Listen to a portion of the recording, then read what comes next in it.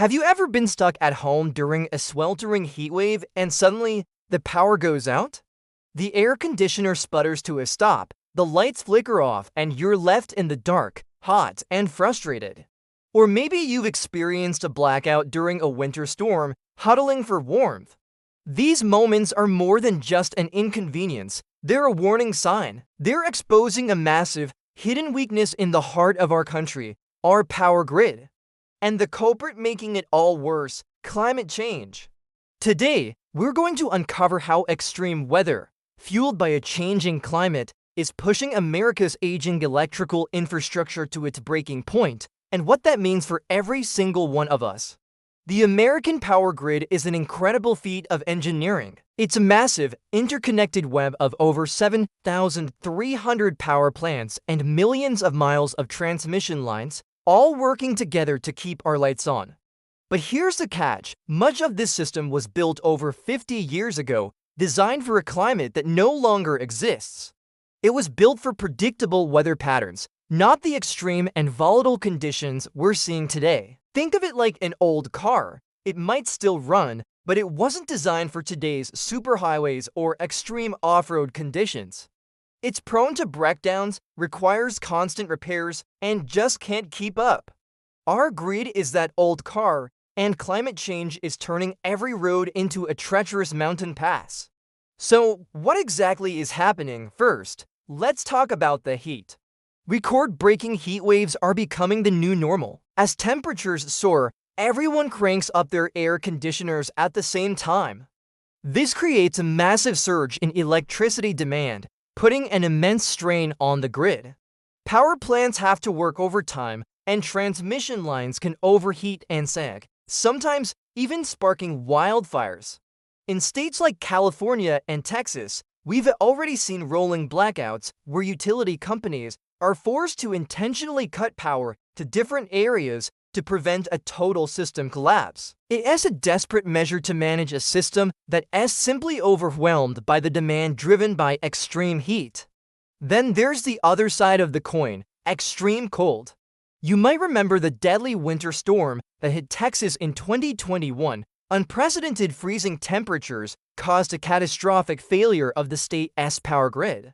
Natural gas pipelines froze, wind turbines iced over, and power plants, not built to withstand such cold, simply shut down. Millions were left without power for days in freezing conditions. This wasn't just a Texas problem. It was a clear demonstration that our infrastructure and winterized for the kind of polar vortex events that are becoming more frequent and intense. The grid's inability to handle these cold snaps is a direct threat to public safety. But it's not just about temperature extremes. Climate change is also supercharging storms. Hurricanes are becoming stronger, wetter, and more destructive. When a powerful hurricane makes landfall, its high winds can topple power poles and transmission towers like dominoes. The torrential rain and storm surge can flood substations, causing massive, long-lasting outages.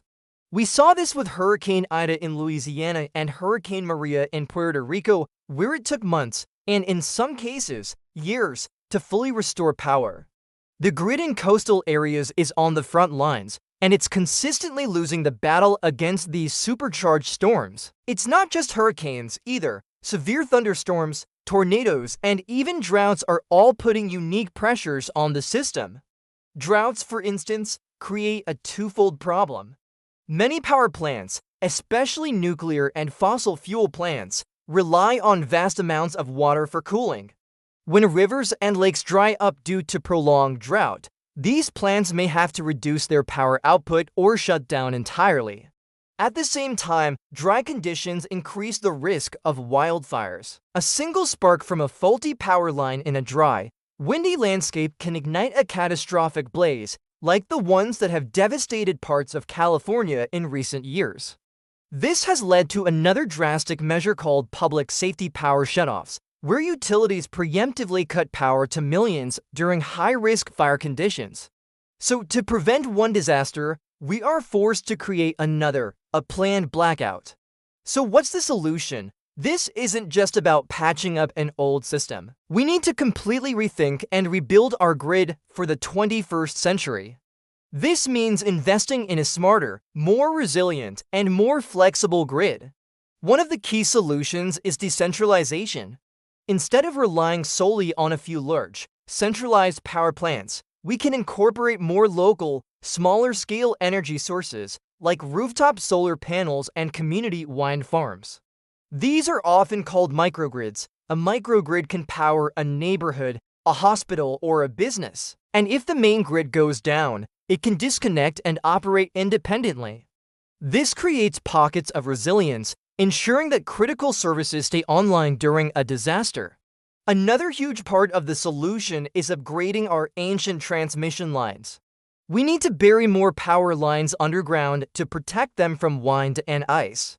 We need to use modern materials that can withstand higher temperatures and stronger winds. We also need to build more high-voltage direct current, or HVDC, lines.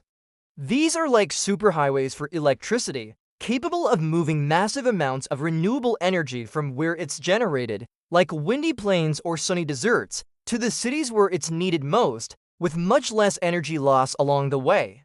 Investing in this kind of modern transmission is crucial for unlocking America's full renewable energy potential. And finally, we need to get smarter. A smart grid uses digital technology, sensors, and two-way communication to monitor the flow of electricity in real time. It can automatically detect and isolate outages, reroute power to prevent blackouts, and help us manage energy consumption more efficiently. It allows utility companies and consumers to work together. For example, a smart grid could communicate with your smart thermostat to slightly adjust the temperature during peak demand, reducing strain on the system while saving you money. It's about making the grid more responsive, predictive, and efficient. The challenge is immense. Modernizing the U.S. power grid will be one of the largest infrastructure projects in our nation's history, costing trillions of dollars and taking decades to complete. But the cost of inaction is far greater. The constant blackouts, the economic disruption, and the risk to human lives are prices we are already paying. This isn't a partisan issue, it's a matter of national security and economic stability. By building a clean, resilient, and intelligent grid, we not only protect ourselves from the impacts of climate change, but also create jobs, lower energy costs, and build a more sustainable future for generations to come. The power is, quite literally, in our hands to make this change happen. Thanks for watching. What do you think is the most important step we should take to fix our power grid? Let me know in the comments below. And if you found this video informative, please hit that like button and subscribe for more deep dives into the issues shaping our world. See you next time.